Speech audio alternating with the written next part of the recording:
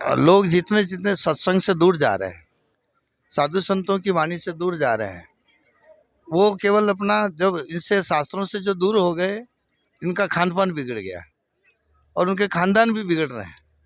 और खान पान बिगड़ गया तो कई लोग इन जानवरों का शिकार करने लग गए। अपने स्वार्थ के लिए सब कर रहे हैं, लेकिन गायों के लिए, इन जानवरों के लिए कोई नहीं कर रहा है। अगर अपने बच्चे बीमार हैं, पत्नी बीमार है, तो उनके लिए सब करेंगे, लेकिन वो क्योंकि वो अपने हैं। जिस दिन हमारे शास्त्र कहते हैं कि हर कण कण में भगवान है, हर जीव में भगवान है, तो इन जानवरों में जिस अपना भगवान का दर्शन करेगा और अपना महसूस करेगा कि ये भी अपने हैं।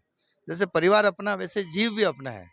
जैसा अपना दर्द है वैसा इनका है, जैसे अपनी भूख प्यास है वैसे इनकी भूख प्यास है। जिस दिन ये महसूस करने लग जाएगा तो आदमी इधर सेवा की तरफ लगेगा। नहीं तो ये जीव तो दुख पा ही रहे हैं।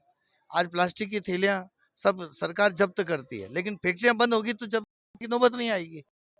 अब वो गरीब बेचारे बेच रहे हैं सामान, उनके जाकर डालते हैं, उनके जाकर उनको पकड़ते हैं, तो वो क्या फैक्ट्री बंद तो उनके पास आएगी नहीं।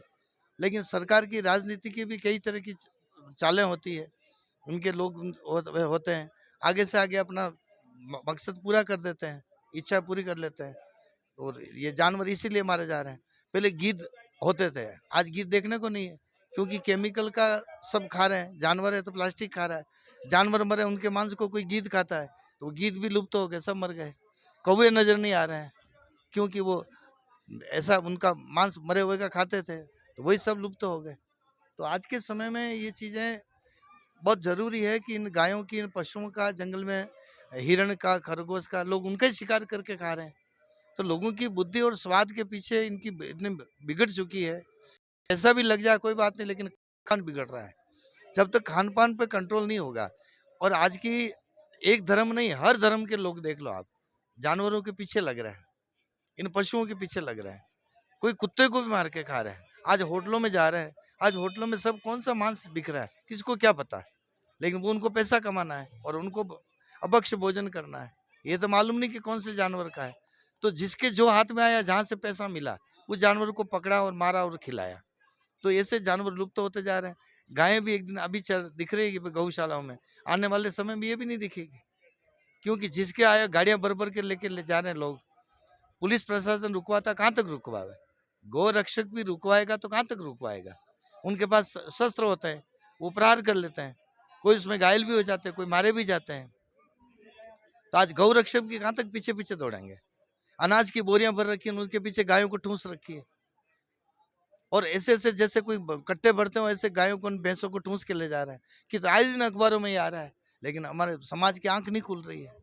कौन समझावे, किसको समझावे?